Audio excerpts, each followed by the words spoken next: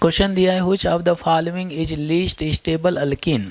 ठीक है, हमें ये डिटरमिन करना है कि इन सभी अल्कीन में सबसे कम स्टेबल कौन सा होना चाहिए। ठीक है, अच्छा, regarding the stability of alkyne हम लोगों ने सीखा हुआ है, किसका हेल्प लेते हैं, हम लोगों ने हाइपर कॉन्जुगेशन के बारे में सीखा हुआ है।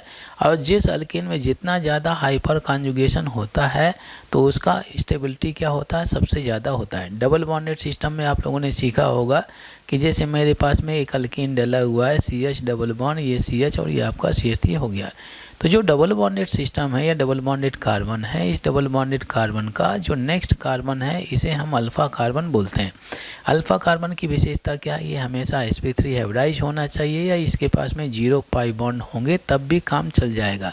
अल्फ़ा कार्बन में लगे हुए हाइड्रोजन को हम बोलते हैं अल्फ़ा हाइड्रोजन बोलते हैं। लीजिए, करेक्शन कर दिया मैंने। ठीक है, अल्फ़ा हाइड्रोजन बोलेंगे।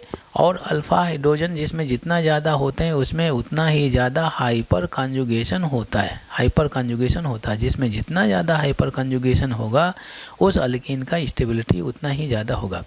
अब इस क्वेश्चन को आंसर करने के लिए लिस्ट स्टेबल पूछ रहा है, मतलब क्या है कि हमें वो अल्कीन देखना है जिसमें हाइपर कॉन्जुगेशन सबसे कम होगा। जिसमें हाइपर कॉन्जुगेशन सबसे कम होगा उसकी स्टेबिलिटी क्या होगी, सबसे कम हो जाएगी। ठीक है, चलिए वर्क करते हैं भाई इसमें।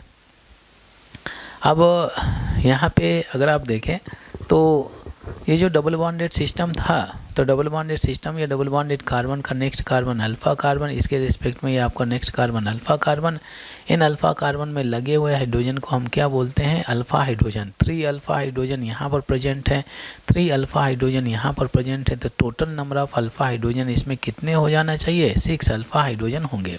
ठीक है, अब चलिए अगर कंपाउंड के बारे में बात करें तो ये आपका जो कार्बन है, ये डबल बॉन्डेड कार्बन, ये डबल बॉन्डेड कार्बन। फोकस वहीं पे करना है जहाँ पर डबल बॉन्ड है, वो कार्बन जो डायरेक्टली डबल बॉन्ड का हिस्सा है। ठीक है, अब देखिए ये जो कार्बन है, इस कार्बन का नेक्स्ट कार्बन ये आपका अल्फ़ा कार्बन बोल सकते हैं, अल्फ़ा कार्बन बोल सकते हैं। ठीक है, क्योंकि इस कार्बन के पास में एक भी पाई बॉन्ड नहीं है तो डेफिनेटली ये आपका sp3 हाइब्रिडाइज होगा। सिमिलरली इस कार्बन का जो नेक्स्ट कार्बन है आप अल्फ़ा कार्बन बोल सकते हैं। इस कार्बन के रिस्पेक्ट में जो नेक्स्ट कार्बन है अल्फ़ा कार्बन बोल सकते हैं। और इधर भी जाएंगे तो ये भी आपका अल्फ़ा कार्बन होता है। चलिए कैलकुलेट कर लेते हैं अल्फ़ा हाइड्रोजन। तो अगर कार्बन एक बॉन्ड शो करता है, एक बॉन्ड शो करेगा तो 3 हाइड्रोजन होते हैं। तो इसके पास में कितने अल्फ़ा हाइड्रोजन है, 3 अल्फ़ा हाइड्रोजन। यहाँ पर कितने हो गए, 3 अल्फ़ा हाइड्रोजन। ठीक है, बट ये जो कार्बन है 2 बॉन्ड शो कर रहे हैं, मतलब इनके पास में 2 अल्फ़ा हाइड्रोजन प्रेजेंट है। यहाँ पर भी 2 अल्फ़ा हाइड्रोजन प्रेजेंट है। अब बताइए इस कंपाउंड में total number of alpha hydrogen कितने हो गए, 3 + 3 6 + 2 8 + 2 10। तो जो हमारा A डला हुआ है इसमें total number of 10 alpha hydrogen मिल जाते हैं। अच्छी बात है। यही सेम पैटर्न हम यूज करते हैं सेकेंड कंपाउंड में। डबल बॉन्डेड है, हमें फोकस करना है केवल डबल बॉन्डेड सिस्टम में। तो डबल बॉन्डेड कार्बन, ये भी आपका डबल बॉन्डेड कार्बन है। इधर तो कोई कार्बन लगा नहीं है तो हम सोचेंगे नहीं अल्फ़ा कार्बन के बारे में। ठीक है, इस कार्बन का नेक्स्ट कार्बन अल्फ़ा कार्बन, और इधर भी जाते हैं तो ये भी आपका हो गया अल्फ़ा कार्बन। ठीक है, इस अल्फ़ा कार्बन के पास में कितने हाइड्रोजन है, 2। तो आप बोल सकते हैं कि सर यहाँ पे 2 अल्फ़ा हाइड्रोजन प्रेजेंट है। सिमिलरली इस कार्बन ने 3 बॉन्ड शो करके रखे हैं तो इसके पास में कितने अल्फ़ा हाइड्रोजन होने चाहिए, 1।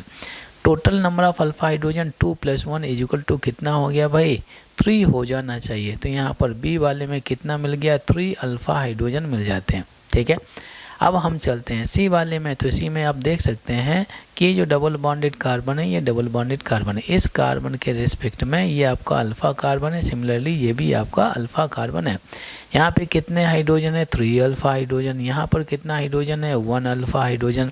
इस कार्बन के रिस्पेक्ट में इसको भी मैं अल्फ़ा कार्बन बोल सकता हूँ। इस कार्बन ने 2 बॉन्ड शो करके रखे हैं, मतलब यहाँ पर 2 अल्फ़ा हाइड्रोजन हो जाते हैं।